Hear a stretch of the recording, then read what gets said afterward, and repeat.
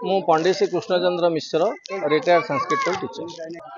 शिव पार्वती विवाह गोटे पवित्रतम कार्यक्रम प्रत्येक वर्ष आज तिथि भारतर विभिन्न स्थान में परिपालित हुए।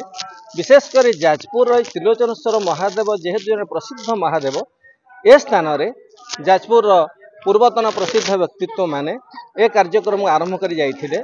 आज पर्यंत ताहा पारंपरिक रीति को अनुसरण कर चली। आज प्रथम कथा त्रिलोचनेश्वर पाखरे महारुद्राभिषेक है। रुद्राभिषेक पर शिव पार्वती जो चलती प्रतिमा अच्छा वेदिक अणागला। वेदिक अणा पूर्व प्रथम बाटवरण करागला।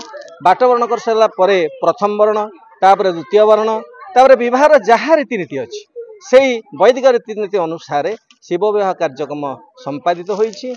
एवं वर्तमान ठाकुर जाजपुर विभिन्न स्थान को जीवे परिक्रमा करेंगे। बिरजा मंदिर ठारू आरंभ कर बेढ़ा परिक्रमा कर पुणी प्रत्यावर्तन करेंगे एवं तापर ठाकुर भीतर को जीवे।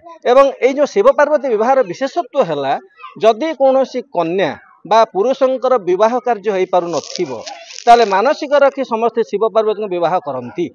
एवं यही कार्यक्रम जी से संकल्पित हो बसब से जदि से भली कौन व्यक्ति थी जार बाहागर हो पार नथिबो तार निश्चित भाव में बाहागर शीघ्र हो संदेह ना। यह गोटे विशेष तो आज दिवसर कार्यक्रम तेणु समस्ते ये कार्यक्रम को उपभोग करा उचित। ठाकुर दर्शन कर आशीर्वाद नवा उचित। आनंद चंद्र दीक्षित ठाकुर शिवाभिषेक सहित अष्टाध्यायी होपर आपणकर प्रथम वरण बाट वरण द्वितीय वरण माता पार्वती गंधादिवास वैशारोपण हरिद्रादिवास ता सहित आपणकर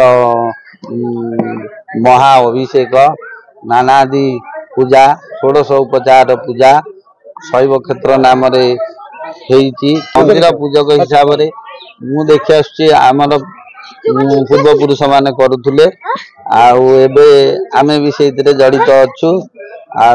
ये पार्वती शिव पार्वती बाहागर देखिले पूर्वर कही आम पितृपुरुष माने कि मनमानसा लोकंर पूर्ण हुए। ये धरा पृष्ठ शीतल षष्ठी जो हुए से वर्षा हुए नानादि दुख दूर हुए